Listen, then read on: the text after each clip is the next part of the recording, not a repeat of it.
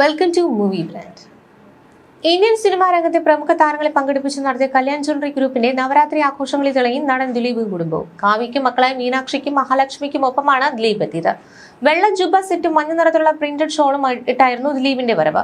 Traditional ലുക്കിലായിരുന്നു മക്കളായ മീനാക്ഷി മഹാലക്ഷ്മിയും എത്തിയത്.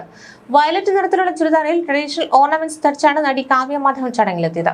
മലയാളത്തിൽ നിന്നും ടൊവിനോ തോമസ്, നിഖില വിമൽ, ജൂഡ് ആന്റണി ജോസഫ്, നൈല ഉഷ, അന്നാബെൻ, അനാർക്കലി മരക്കാർ തുടങ്ങിയവരും എത്തുകയുണ്ടായി. തമിഴ് നടൻ പ്രഭു ഭാര്യ പുനിത പ്രഭുവിനൊപ്പമാണ് ചടങ്ങിൽ പങ്കെടുത്തത്. ടൊവിനോ തോമസിനൊപ്പം ഭാര്യ ലിഡിയ ടൊവിനോയും എത്തിയിരുന്നു.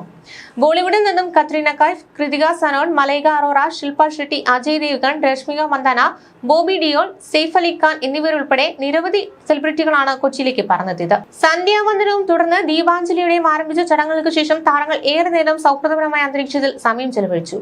പുറത്ത് ദീപങ്ങൾ തെളിയിച്ച ശേഷം വീട്ടിലൊരുക്കിയ ബൊമ്മക്കുലവും താരങ്ങൾ വീക്ഷിച്ചു.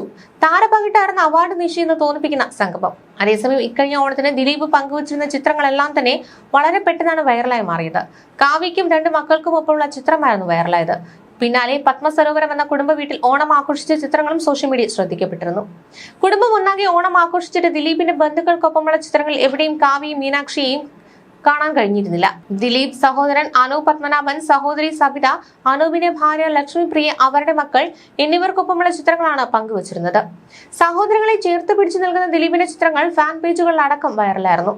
അതേസമയം തന്റെ സിനിമാ തിരക്കുകളിലാണ് ദിലീപ്. പവി കെയർ ടേക്കർ എന്ന സിനിമയാണ് ദിലീപിന്റേതായി തിയേറ്ററിലെത്തിയ ഏറ്റവും ഒടുവിലത്തെ ചിത്രം.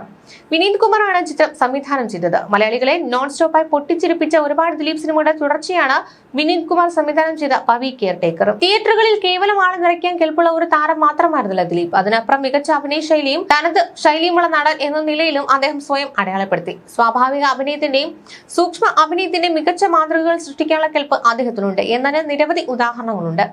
സല്ലാബവും ജോക്കർ മുതൽ പിന്നീട് അങ്ങോട്ട് നിരവധി സിനിമകളിൽ ദിലീപ് ഇത് ആവർത്തിച്ച് തെളിയിച്ചു. അതിഭാവകത്വവും സ്ലാപ്സ്റ്റിക് കോമഡി നിറഞ്ഞ സിനിമകളിൽ പോലും മികച്ച നടൻ എന്ന നിലയിൽ പ്രതിഭയുടെ പകർന്നാട്ടങ്ങൾ കാഴ്ചവെക്കുന്ന ദിലീപിനെ കാണാം.